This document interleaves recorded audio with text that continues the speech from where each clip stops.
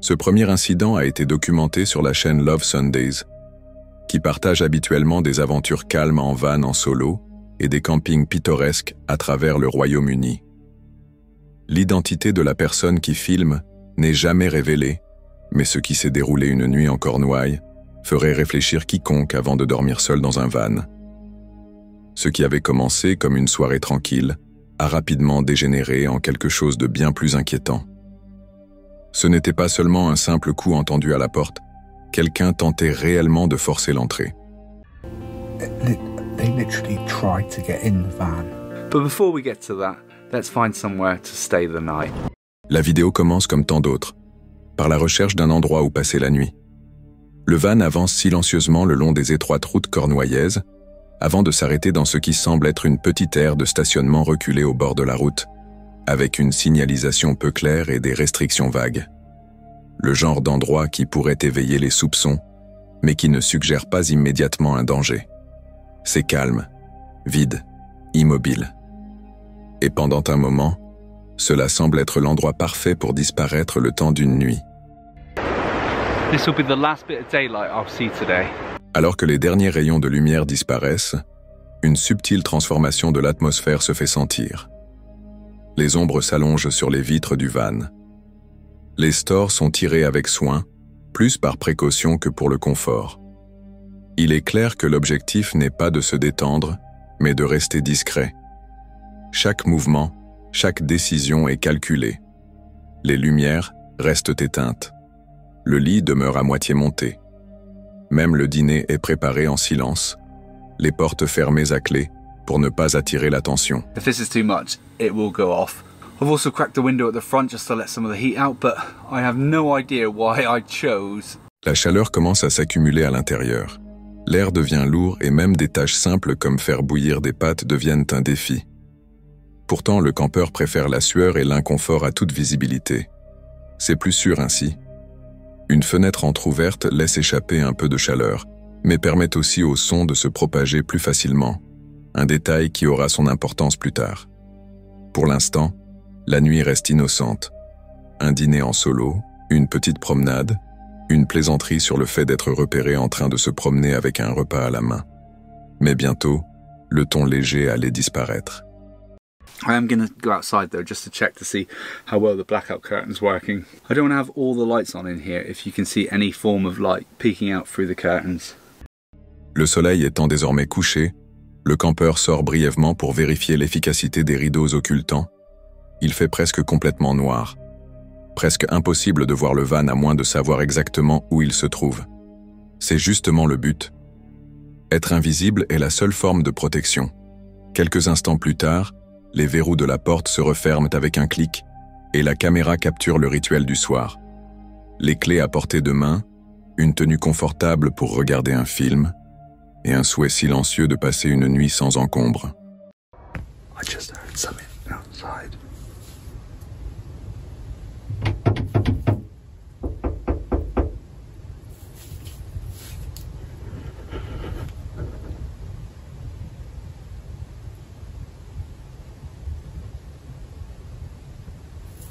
What?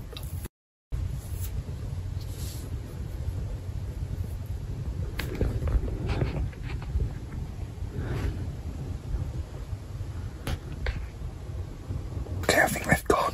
Mais ce vœu ne dure pas. Surgissant de nulle part, un coup sec brise le silence, puis un autre, un type de coup qui n'est pas curieux mais volontaire, agressif. Quelqu'un est dehors, près du van, et il ne se contente pas de frapper. Il essaie la poignée. My heart was pounding then. I mean, they were either trying to move me on or trying to break into the van. Either way, not pleasant. I'm not moving. I'm probably not going to sleep now, though.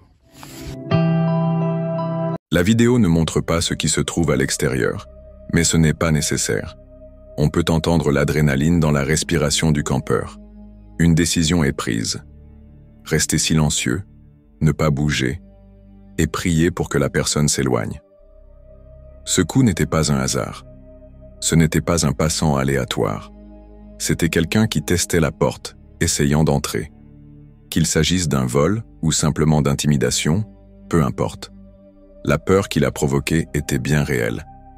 Même après leur départ, la tension ne disparaît pas. Le campeur vérifie dehors avec prudence, parlant d'une voix encore secouée par ce qui vient de se passer. Un poteau en métal apparaît brièvement, ultime recours heureusement inutile. Mais la menace reste, et l'incertitude aussi. Ont-ils été repérés plus tôt? Quelqu'un surveillait-il le van depuis le début? Impossible à dire. Morning. Morning. That looks good. We're going home for that now. That knock last night could have been a number of things. It could have simply been somebody trying to break into the van. It does look like a builder's van kind of from the outside, so they might have been trying to break in and get some tools, but then if that was the case, then they probably wouldn't have just tried the doors. I tried to be really stealth and not let anyone know that I was staying in it, but you know, maybe it's the roof deck that gives me away now. Le matin finit par arriver, apportant avec lui un étrange sentiment d'ironie. D'autres vannes sont apparues, garées nonchalamment à proximité, leur toit relevé comme si cet endroit avait toujours été sûr, comme si rien ne s'était passé. Mais pour la personne dans ce van, le sommeil n'est jamais venu. Pas vraiment. La peur de la nuit précédente flottait dans l'air comme un brouillard, plus pesante qu'une couverture. Le coup pouvait être anodin, disent-ils. Mais au fond, il y a ce sentiment indélébile que ce n'était pas innocent, que quelqu'un a délibérément tenté d'entrer. Le campeur se demande si l'apparence du van le faisait paraître inoccupé, comme une cible. Ou peut-être qu'il ne cherchait pas seulement des outils. Peut-être que quelqu'un savait qu'ils étaient à l'intérieur. Dans tous les cas, cela a changé quelque chose.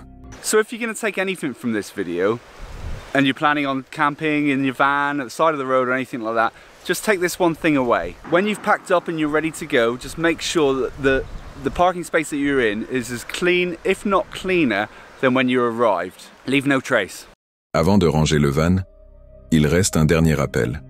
Ne laissez aucune trace. L'eau de la veille est vidée dans les toilettes. Aucun indice n'est laissé derrière. Mais l'empreinte psychologique de cette nuit-là, la peur, le bruit, l'incertitude, ne disparaît pas si facilement. Elle vous suit. Elle vous fait repenser chaque décision, chaque bruit, chaque coup frappé à la porte. You were lovely, apart from the fright I had. Et même si le campeur plaisante avec le lieu, le qualifiant de charmant malgré la frayeur, il est clair que ce n'était pas une simple nuit sur la route. C'était une rencontre de près avec quelque chose de réel, quelque chose qui nous rappelle à quel point nous sommes vulnérables lorsque nous dormons seuls, derrière des parois fines, sans personne à proximité pour venir en aide.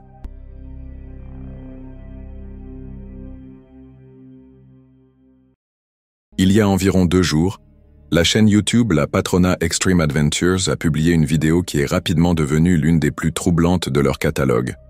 Connue pour explorer certains des lieux les plus dangereux et mystérieux de leur région, l'équipe a décidé de s'aventurer profondément dans une zone de la Montaña de la Muerte, la montagne de la mort, qu'ils osent rarement explorer. Cette partie de la montagne a une réputation sombre.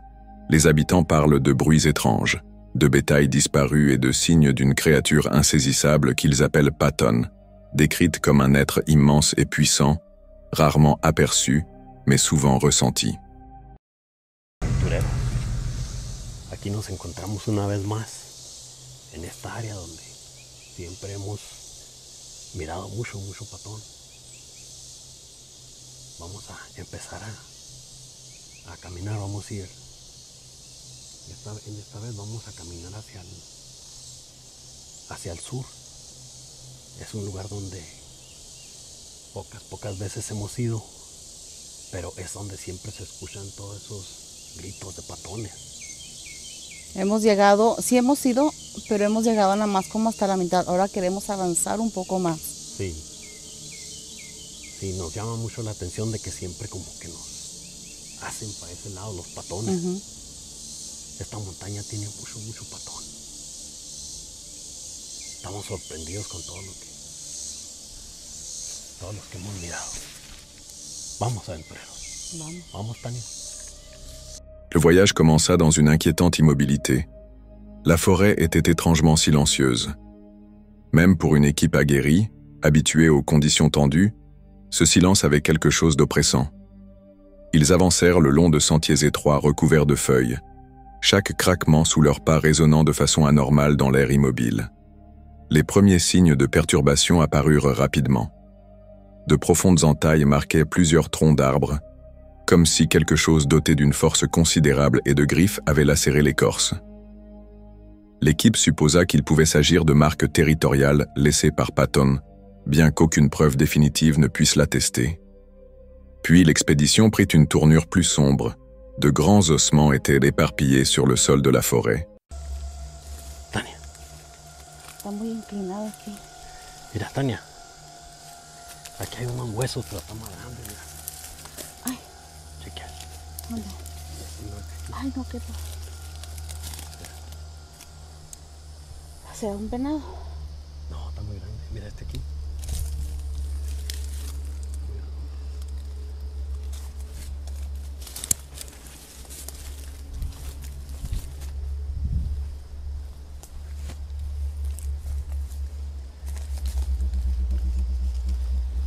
Hay muchos, mira, Tania. Mira, ahí está otro. Ahí está uno más, mira. ¿Dónde? Y acá está otro. No, aquí está. Ese aquí, mira. Un venado. No, está muy grande, mira, allá está otro. Esos son muy grandes. Esos son de un animal más grande. Oye, eso parece de aquí, Tania, de aquí de la cadera. serán de Ese humano. hueso. Mira que hay un freal de costillas también, mira. Au début, le groupe pensa qu'il pouvait s'agir d'ossements de cerf, mais une inspection plus attentive révéla qu'ils étaient bien trop grands. L'agencement ne ressemblait en rien au reste d'une mort naturelle. Des cages thoraciques gisaient fendues et tordues, et ce qui semblait être des os pelviens était partiellement enfoui sous les feuilles. La tension monta d'un cran lorsqu'ils découvrirent quelque chose qu'ils ne pouvaient expliquer. Un crâne humain, avec des dents encore intactes, reposant dans la terre. L'os n'était pas assez usé pour être là depuis de nombreuses années. La taille du crâne laissait penser qu'il avait peut-être appartenu à une personne plus jeune, peut-être un adolescent. Le groupe échangea des regards inquiets mais prit clairement la décision de ne rien toucher. À la place, ils notèrent les coordonnées afin de prévenir les autorités dès qu'ils atteindraient une zone avec du réseau téléphonique. Son de humano. Sí, son de humano. José, No hay que tocar nada, no toquen nada. Vamos a tener que hablar a la policía. Mira. Tania. José ya lo saben, mira. son los primeros. Ya. Y seguimos caminando para allá. Seguimos caminando para allá. Vamos a encontrar más, sí.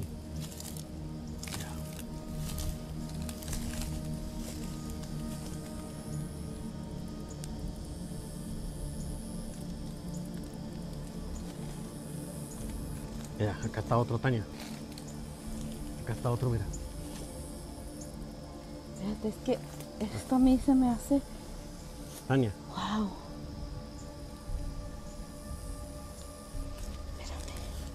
Mira. No se acomoda esta cámara. Acá están los dientes, mira.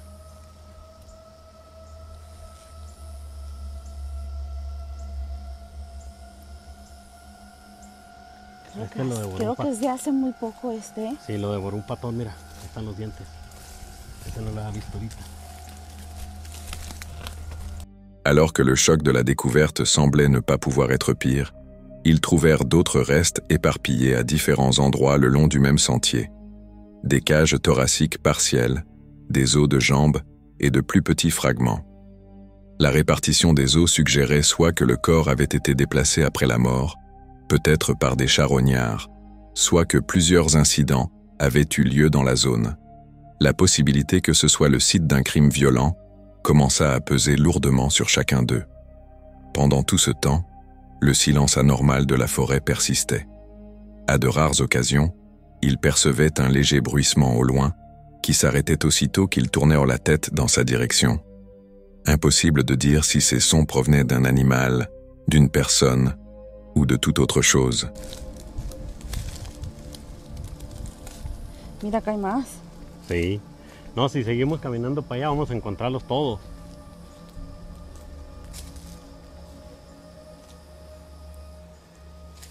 ¿Sabes qué? Vamos a tener que hablar a la policía.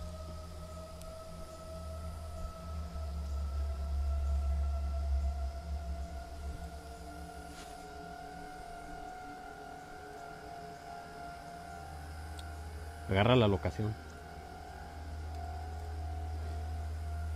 Agarra la locación y hablamos.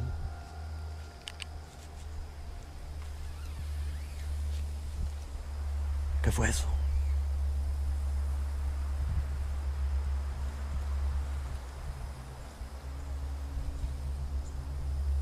Vamos para allá. No dejo de pensar, José.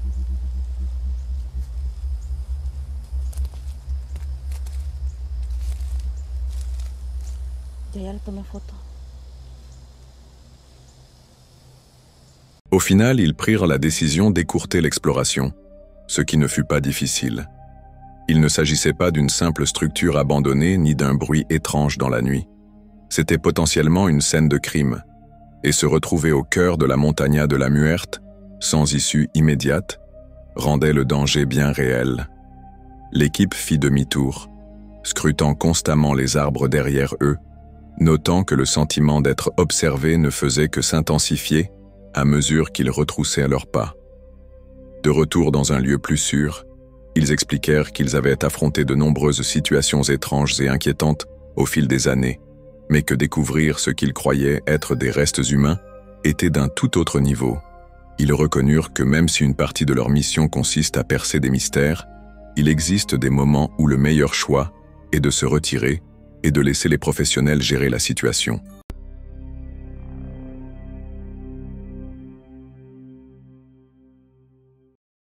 Mise en ligne le 8 août 2025, la chaîne Urban Ghosts Urban Exploration a emmené ses spectateurs dans une expédition bien différente de la plupart de leurs enquêtes paranormales. Une aventure qui allait mettre à l'épreuve à la fois l'endurance et l'émotion. Leur mission ?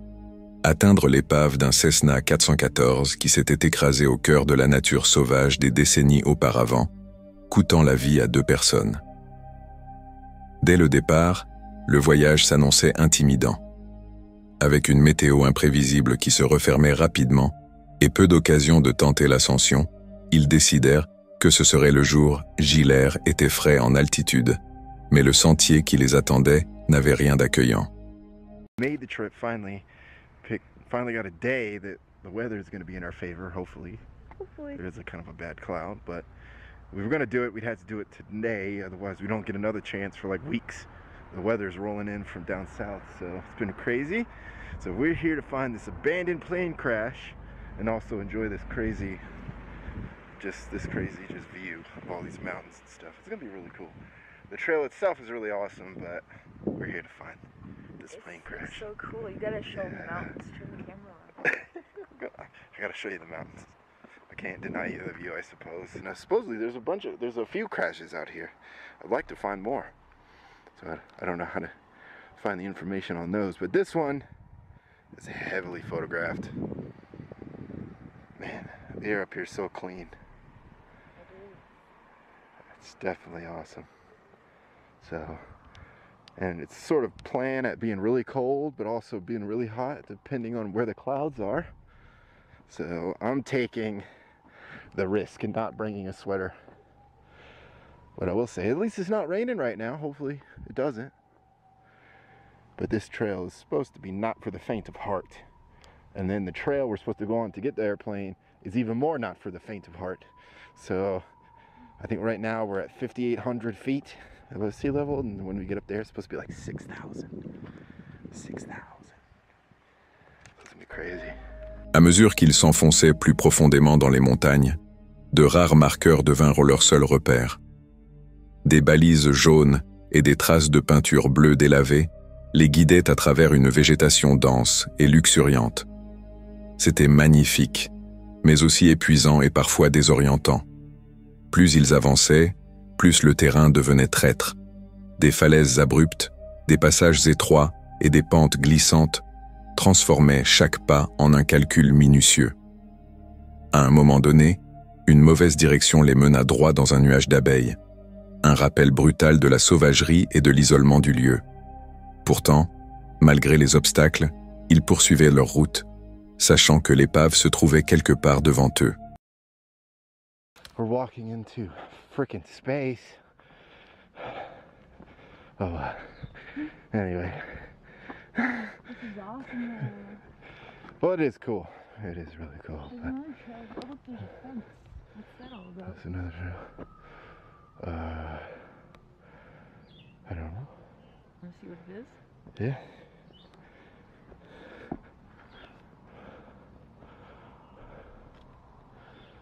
Oh, those have thorns on them.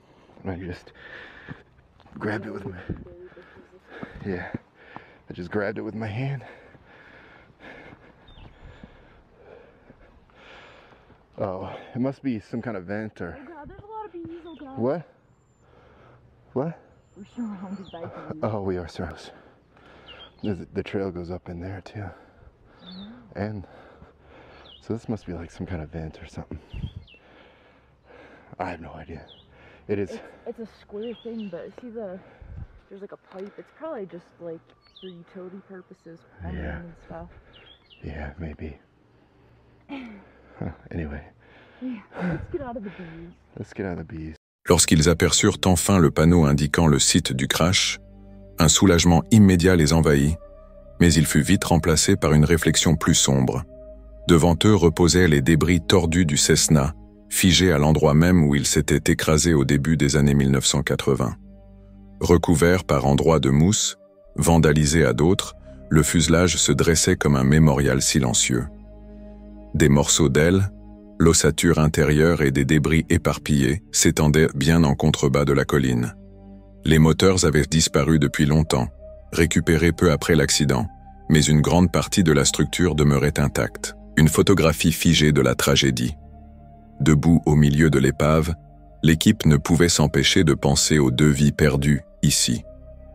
D'autres visiteurs avaient déposé des fleurs, un hommage simple mais émouvant. L'ambiance passa de l'excitation au respect silencieux, tandis qu'ils exploraient les lieux, observant combien des dommages venaient de l'impact et combien du temps.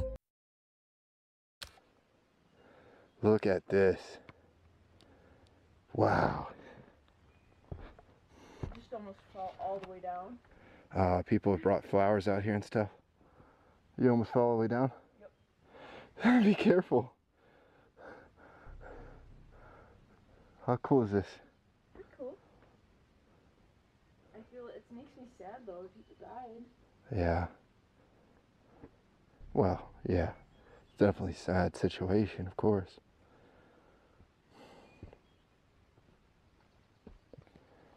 Man. This is wild. To be very careful. It's insane how this would have come down. So the only thing they took were the engines. That's the only thing they felt was cost effective enough to salvage. Wow, it goes all the way down the hill. Whoa. This is so cool. Right here is where it all ended. For 2 unfortunate souls. Oh, someone put flowers in there though, that's nice. I know. It's very sweet of them. So basically these would have been where the engines were and they salvaged them. Yeah. Great for photography, right? Yeah, if you have the right lens, damn it. Avant de partir, ils décidèrent de réaliser une courte séance nécrophonique, davantage par curiosité que dans le cadre d'une enquête formelle, veillant à rester respectueux. Des voix se firent entendre faiblement, l'une semblant dire « plein », une autre « live » et même « pain ». Qu'il s'agisse de réponses réelles ou de pareidolie, l'atmosphère à ce moment-là était lourde, comme si l'air lui-même se souvenait. Le chemin du retour restait encore à parcourir, et la lumière du jour déclinait.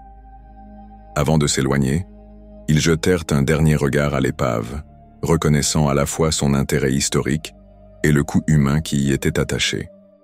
From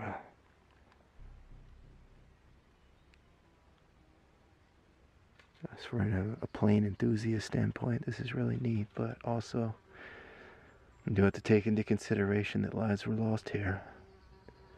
This is a memorial at this point, you know. Yeah. And they were almost to their destination. That just goes to tell you, goes to show you that you just never know when your time comes. Your time comes. Right. You know. That's why I harp on everyone to follow their passions and their dreams, is you just never know. You just never know. No, don't waste your time. You know, being miserable because Right. there's so many opportunities. You know, and I imagine these two gentlemen took off and on a day, any normal day, and felt perfectly fine. And unfortunately, it did not end well. Their story ended here. So sad. It is. It is. You just never know. Alors qu'ils redescendèrent la montagne, ils réfléchissaient à la rapidité avec laquelle la vie peut basculer, à la manière dont deux pilotes, probablement en vol de routine, n'avaient jamais atteint leur destination. Pour Urban Ghosts, Urban Exploration, il ne s'agissait pas seulement d'atteindre un site rare et fascinant, mais d'un rappel de la raison pour laquelle ils explorent, se connecter avec l'histoire, raconter les histoires laissées derrière et encourager les autres à profiter de chaque instant tant qu'ils le peuvent. Le site du crash peut être caché dans les montagnes, mais pour ceux qui entreprennent l'ascension, il laisse une empreinte impossible à oublier.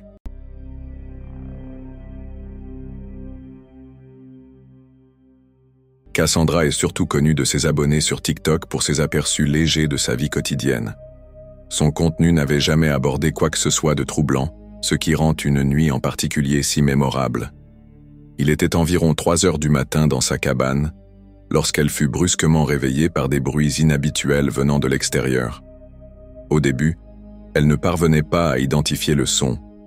Un mouvement faible et irrégulier se mêlait à ce qui ressemblait presque à quelque chose frottant contre du bois ou du métal.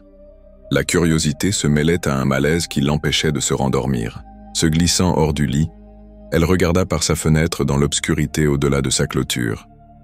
C'est alors qu'elle le vit, ou du moins, crut-elle le voir. Une grande silhouette ombragée semblait se tenir juste au-delà de la limite, immobile, mais dégageant pourtant l'impression d'être consciente de sa présence. Le portail voisin oscillait doucement, comme poussé ou secoué. La faible lumière ne permettait aucune précision.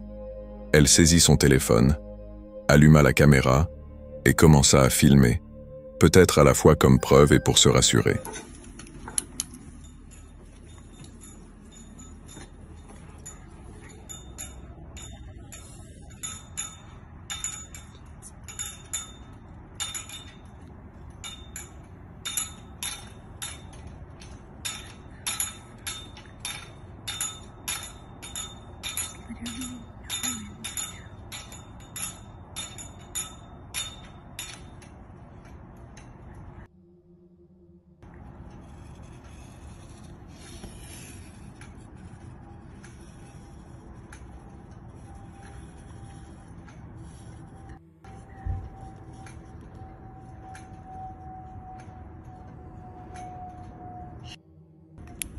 Décidée à mieux voir, Cassandra s'approcha de la fenêtre, sa caméra capturant les contours tremblants de la scène.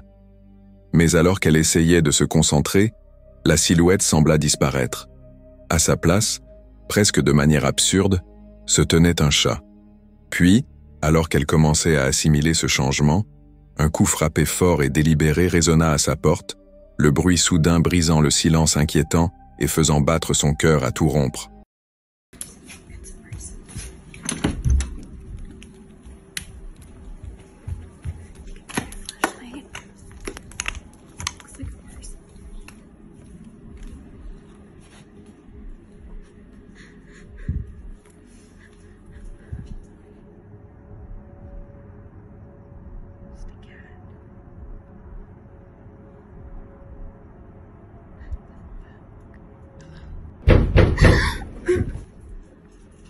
Dans une mise à jour ultérieure, Cassandra expliqua qu'elle avait immédiatement appelé la police. Leur réaction fut décevante. Ils passèrent devant sa maison sans s'arrêter, rappelant plus tard pour dire qu'ils n'avaient en vue personne. Pour elle, c'était une occasion manquée de surprendre celui ou ceux qui avaient été là. Les spectateurs qui analysèrent la vidéo remarquèrent des détails étranges. Certains affirmaient que la silhouette sombre semblait avoir des protrusions semblables à des cornes. D'autres se concentraient sur le remplacement inexplicable par le chat. L'idée qu'une figure menaçante disparaisse pour être remplacée par un animal suggérait soit un canular très élaboré, soit quelque chose de bien plus étrange, possiblement surnaturel. Des théories de change-formes émergèrent rapidement. Si les sceptiques penchent l'un pour des plaisantins locaux ou quelqu'un tentant de l'effrayer, la transformation brutale et la réaction authentique de Cassandra lors de son récit donnent à l'événement une crédibilité troublante. Si cela avait été un canular, il sortait totalement du style et du ton habituel de ses contenus. Que ce soit l'œuvre d'un harceleur, d'un groupe de farceurs audacieux ou de quelque chose d'inexplicable, une chose est sûre. Cet incident l'a suffisamment secouée pour qu'elle décide de le partager avec le monde. Que penses-tu de cette rencontre? Partage ton avis.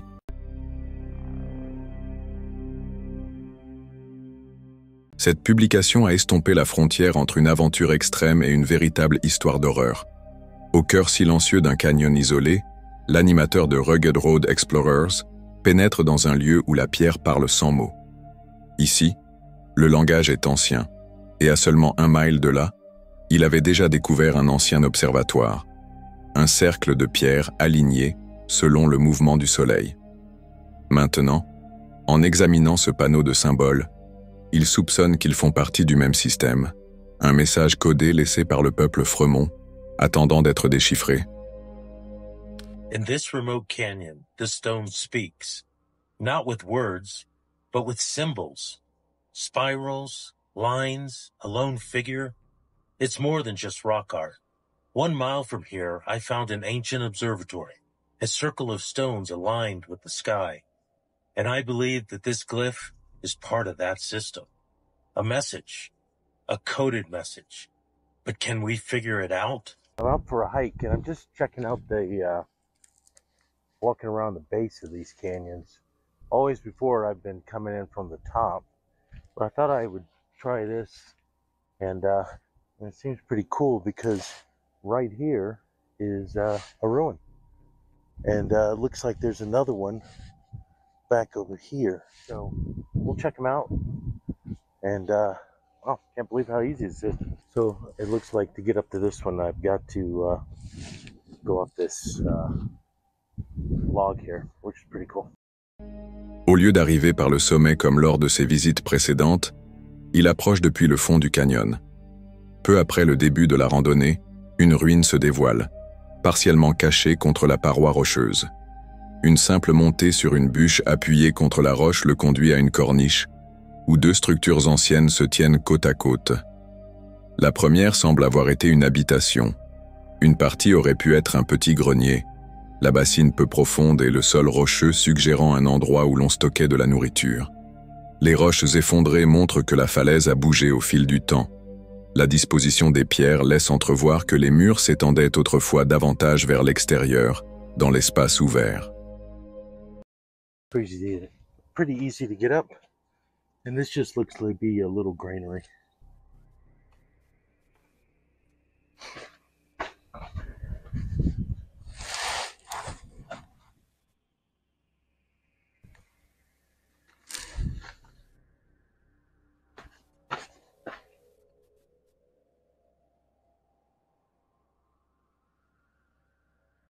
En progressant le long de la corniche, les traces d'intrusion modernes sont difficiles à manquer, des impacts de balles marquant la roche. Puis son attention est attirée par quelque chose de bien plus ancien, un pictogramme représentant un serpent, peint en une courbe fluide. À côté, une forme ressemble au chiffre 3, bien qu'elle ne soit pas destinée à être un nombre. D'autres figures apparaissent à proximité, y compris la classique silhouette anthropomorphe des Fremont avec de larges épaules, un motif répété sur d'autres sites culturels.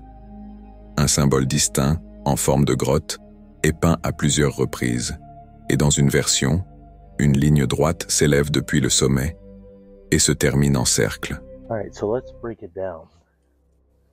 We have the first spiral sun symbol here.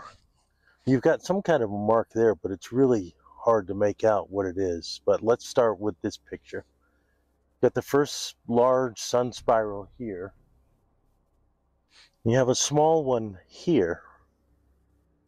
And then we have a cave, or what looks like a cave. And then coming out of the top of it is a straight line, and it's got a circle, and the line, you know what that looks like? It looks like an atoll. One of those throwing darts that they used to use, stuck into the top of that. Huh. Anyways, let's keep going. And then you have a person, and then you have another spiral sun, and another spiral sun, but then right above it, you have that small cave symbol again. And then over here, we have this symbol here, and I'm just trying to figure it out. Détournant son attention des gravures rupestres, il remarque d'autres pièces taillées dans la falaise. À l'intérieur, des meules restent incrustées dans la roche, leur surface polie par des années d'utilisation. Dans une des chambres, le plafond est noirci par la suie provenant d'anciens feux de cuisson. Les traces de fumée plus marquées dans une autre pièce suggèrent un lieu utilisé pendant la saison froide, lorsque le feu était essentiel pour se réchauffer. Près de la dernière habitation, 2 trous cylindriques ont été percés dans la roche, leur fonction restant incertaine. Ils ont peut-être servi à la préparation de nourriture ou à la fabrication d'outils. Well, that seems to be it for the group in here. So we had a couple of dwellings, livable dwellings, and then a couple of granaries. So enough to sustain a family. And we're going to head out that way and see if we can find anything else today. Very neat. All right, let's head back.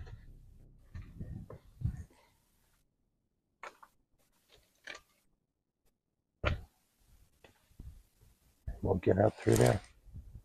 Just heading back, and this is the last dwelling right here. And then I noticed down here, you've got these 2 holes that look almost drilled. Not sure what they would have been used for. Maybe put stuff in there and grind it down. Interesting. And then you've got those, you know, those grinding areas in the stones there too. Les symboles semblaient en suggérer de lever le regard plus haut. Lors d'une précédente expédition, il avait suivi cette idée.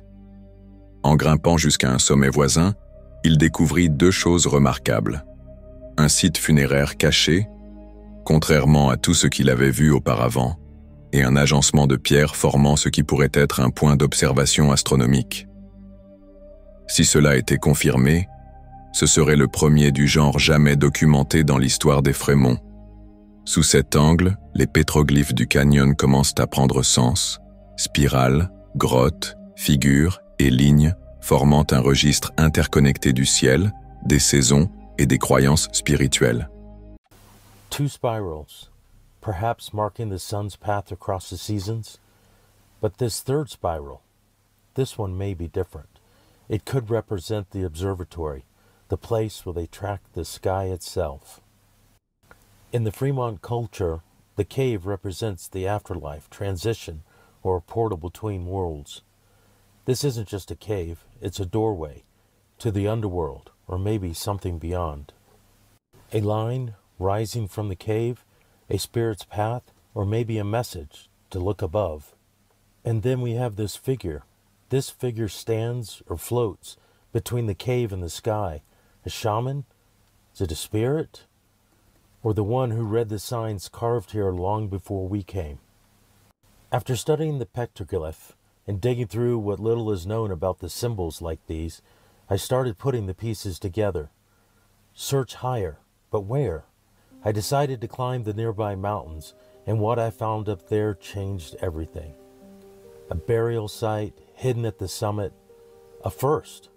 But beyond that, an astronomical site built into the stone, a possible observatory, and the first of its kind ever documented. Le sens n'est pas encore complètement dévoilé, mais les éléments s'assemblent suffisamment pour en révéler les grandes lignes. Les Fremont ont peut-être utilisé cet endroit comme partie d'un réseau plus vaste, peut-être comme un lieu pour suivre le soleil, marquer des transitions importantes et enregistrer la relation entre le ciel et la vie humaine. Le chemin du soleil, la forme d'une grotte et la présence d'une figure solitaire sont plus que de l'art. Ce sont des fragments d'une vision du monde dans laquelle la vie, la mort et le cosmos sont liés, et où la roche elle-même servait de support pour un message destiné à traverser les générations. Comme toujours, partagez vos impressions sur cette rencontre.